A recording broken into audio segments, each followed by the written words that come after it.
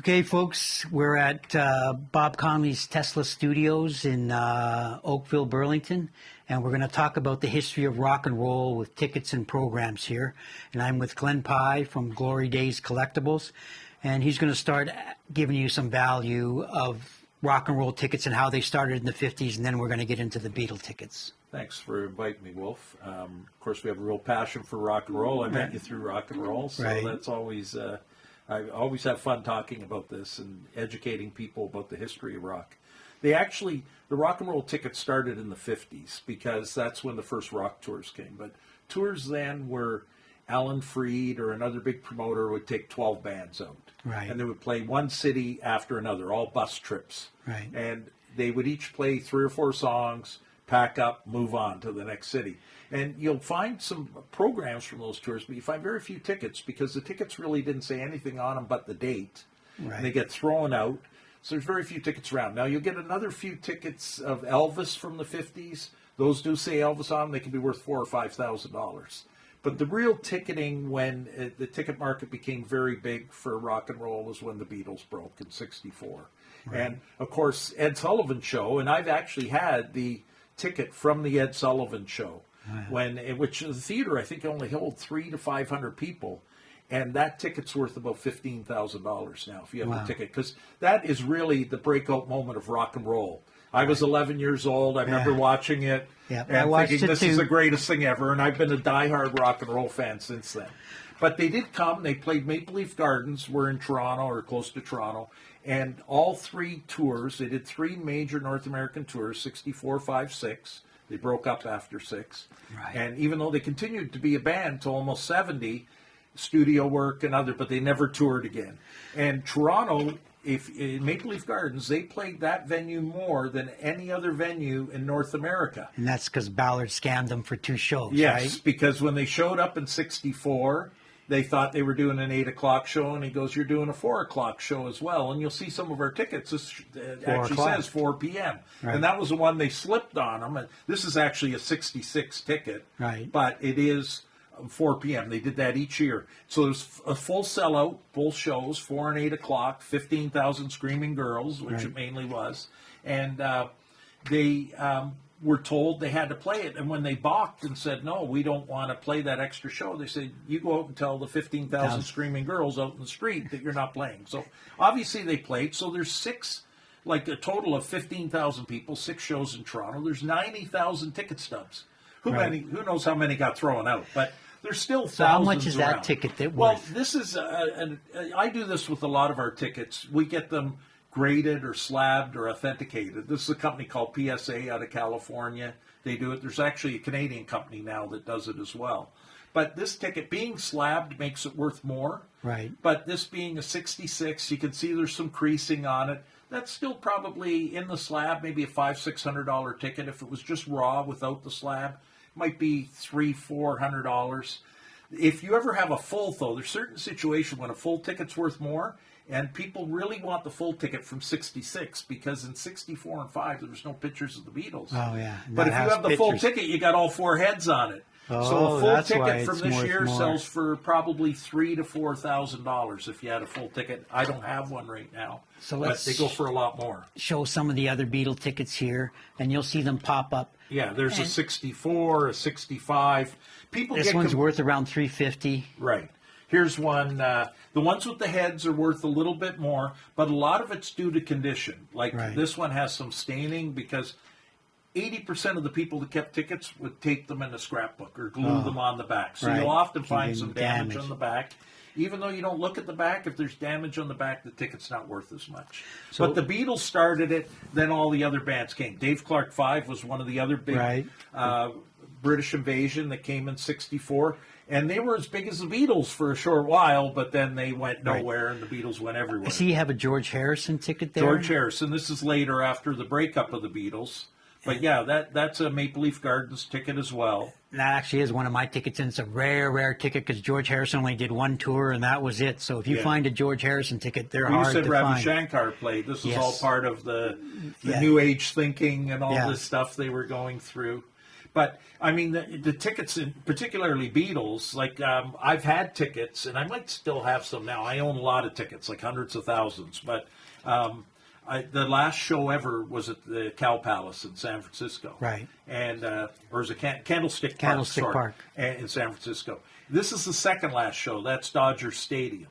Right. So they played. So it's worth a little more because it's their second last show. I have $750 on that. But the last show at Candlestick, I sell that ticket for $1,700-$1,800. I buy them all day for $1,000 to $1,400. And they have a picture of all four Beatles on them, which we'll show later on when they we do. go There's through. a number of sites or different venues that actually put the pictures of the Beatles, which always makes it nicer. There's an Atlantic City ticket.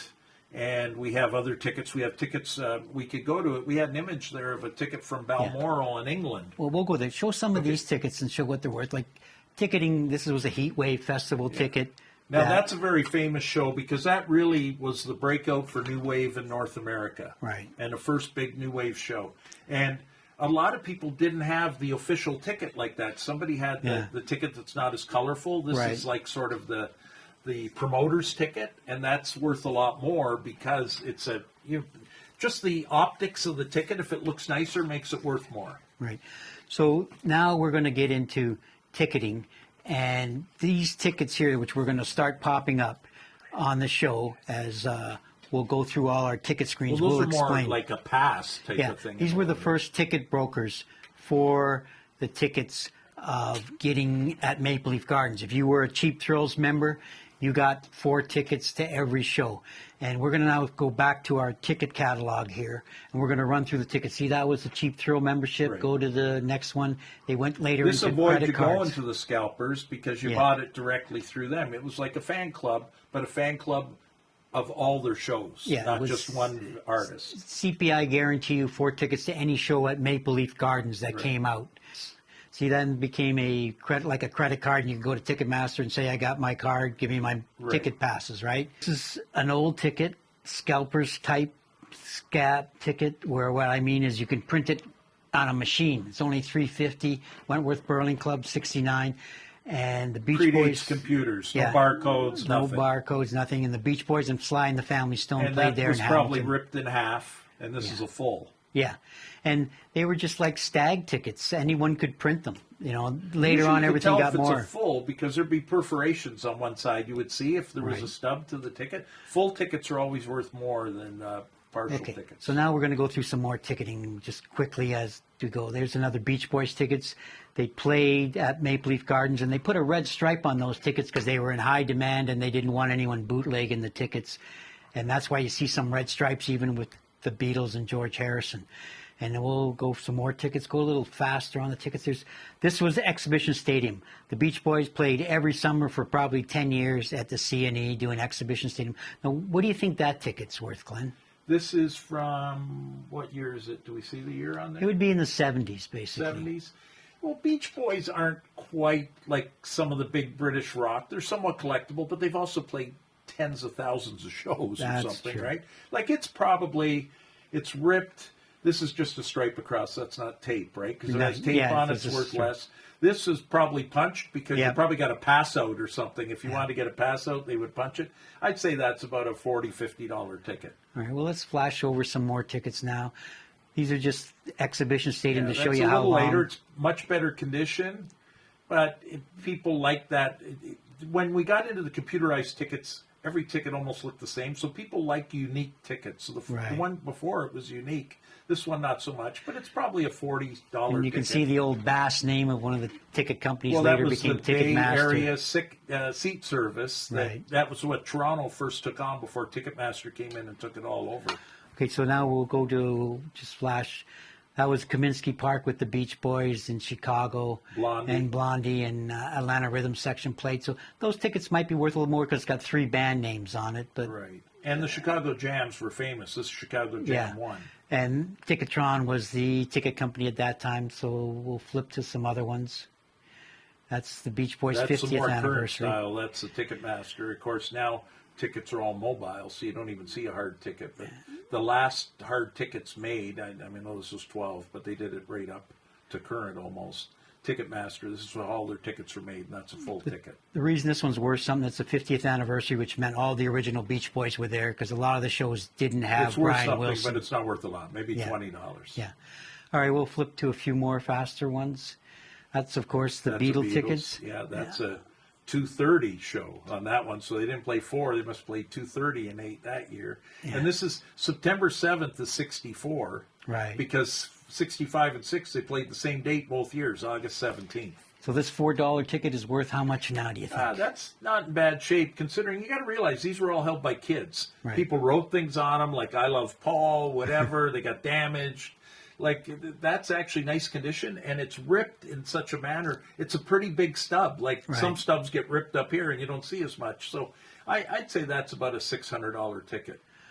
Okay, so let's flip there. There's Empire There's- Stadium, Vancouver. Now, this is a very valuable ticket. The Vancouver one, I tried to bid on one last week for $800 US. I didn't get it. And that's a full, that's probably, assuming it looks like it's in nice condition, that's probably a $1,500 ticket. Okay, we'll go to some other ones. The other now. Canadian dates, well, there's the last show ever, Candlestick Park. That's the most valuable one because it shows the pictures of the Beatles, Candlestick. And the fact it's the last. Yeah, the last Now, show of the Beatles. The thing played. is, they only played once after that, and that was on the roof of Apple Studios, but Right. that wasn't a ticketed event. That was a free. They played like those 8 songs. So how much is that ticket worth? This one I've got graded near mint 7. If you look in the coding, Oh, at the top, coding's down here? Yeah, and so that's like insanely high grade for that ticket. That ticket would sell for over 2,000, and that's a stub. A full would sell for 3,000 to 4,000 easy. All right, so I'll go some Tickets more. have become, since tickets disappeared, they've become the hottest collectible. Forget programs, posters, even though people like those, tickets are worth more. I've seen tickets sell for over $100,000. Not even that old a ticket. Wow. Now, a lot of them are sports tickets. They're Yeah. not all rock and roll. But rock and roll tickets can be worth huge money, particularly if you get an artist playing very early in his career to a small venue, a few hundred people there. It could go, well, like I said, the Ed Sullivan show of the Beatles. Right. That's a ticket. There aren't many out there. And it's, whatever, 15, 20,000. But if you got 2 bidders going against it, it could go for 100,000. So let's go back to Dodger Stadium. Let's pick this Yeah, up. that's the second last show that the Beatles played, and you can see this is authentic. So what they'll do is if they grade a ticket authentic, they're telling you, so people have confidence. People want third-party authentication when they're buying anything, autographs, whatever. So they don't have to trust me. There's a company that's authenticated and said, yes, this is the original paper stock that they used. It's a real ticket. Because, with printing processes now, people can print Yeah, you can just make a about lot of anything. bootleg So tickets and bootleg this passes. is all, they can check the thickness of the cardboard and do all those things. But if something's lesser condition, they often won't assign a number to it for grading. If it's got a few greases, they'll just say it's authentic.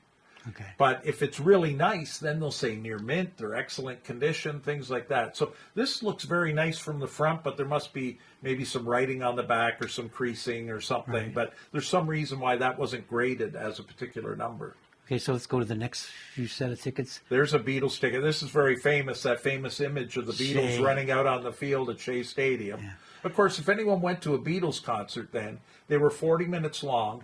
You never heard a thing. Right, Because kids are every screaming. girl screamed, and the amplification equipment then wasn't that good. I mean, Yeah.